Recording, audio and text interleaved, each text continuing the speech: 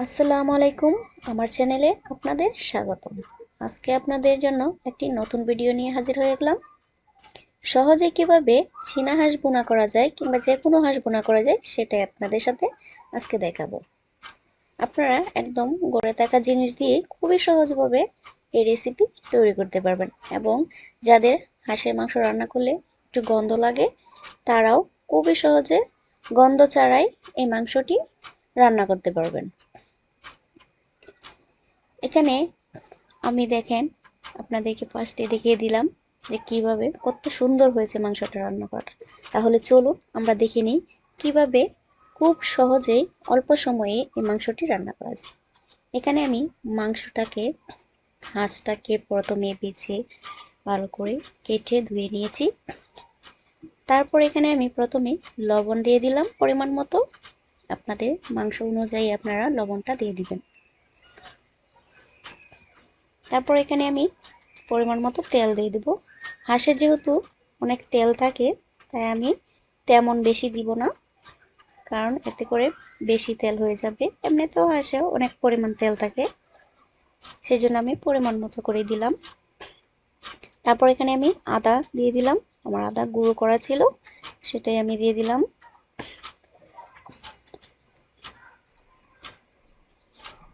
তারপর এখানে আমি পেঁয়াজ বাটা আর রসুন বাটা সেটা একসাথে পেস্ট করে রেখেছি, সেটা দিয়ে দিলাম। তারপর আমি এখানে আমার যে মাংসের মশলা তৈরি করা ছিল, আমি হাতে তৈরি করে রেখেছিলাম, সেটা দিয়ে দিলাম। এখানে আমি কিছু ইনগ্রিডিয়েন্টস তৈরি করে রেখেছিলাম, সেটা দিয়েছি এবং অল্প পাঁচফোড়ন গুঁড়া দিয়েছি। আপনাদের সহজ পদ্ধতি হয়েছে এখানে আমি প্যাকেটের যে মাংসের মশলা থাকে সেটা ইউজ করেছি। এখানে দেখেন আমি 1 প্যাকেট মাংসের মশলা সেটা দিয়ে দিলাম। আপনারা যে কোনো ব্র্যান্ডের মশলা নিতে পারেন।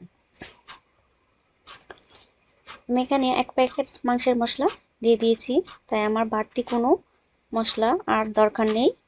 এখন এগুলোকে আমি ভালো করে মিশিয়ে নেব, মাংসের সাথে আস্তে আস্তে ভালো করে মিশিয়ে নেব। আপনারা হাতেও মিশাতে পারেন, আমি এখানে নাড়াকাঠি দিয়েই মিশিয়ে নিচ্ছি। এভাবে ভালো করে মিশিয়ে নেবেন।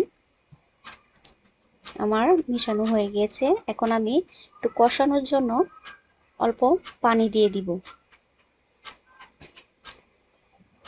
এভাবে একটু কষানোর জন্য আমি একটু পানি দিয়ে দিলাম।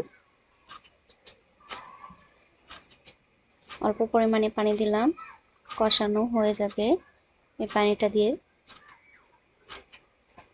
তারপর আমি এটাকে ঢাকনা দিয়ে ঢেকে কিছুক্ষণ রান্না করব, কষানো অবধি। দেখেন একটু মাঝখানে একটু নেড়ে ছেড়ে দিব। মাংসটা একটু যেহেতু বলক উঠে এসেছে, সেজন্য আমি একটু নেড়ে ছেড়ে দিলাম। দেন আমার মাংস কিন্তু একদম কষানো হয়ে গিয়েছে। যখন দেখবেন মাংস থেকে তেল ছেড়ে উপরে চলে আসছে, তখন বুঝতে হবে যে মাংসটা ভালোভাবে কষানো হয়ে গিয়েছে। হাঁসের মাংস যত কষাবেন ততই কিন্তু খেতে খুবই সুস্বাদু হয়। তাই একটু সময় নিয়ে একটু বেশিক্ষণ ধরে মাংসটাকে কষাবেন। দেখেন আমার মাংসটা কিন্তু খুবই সুন্দরভাবে কষানো হয়ে গেছে।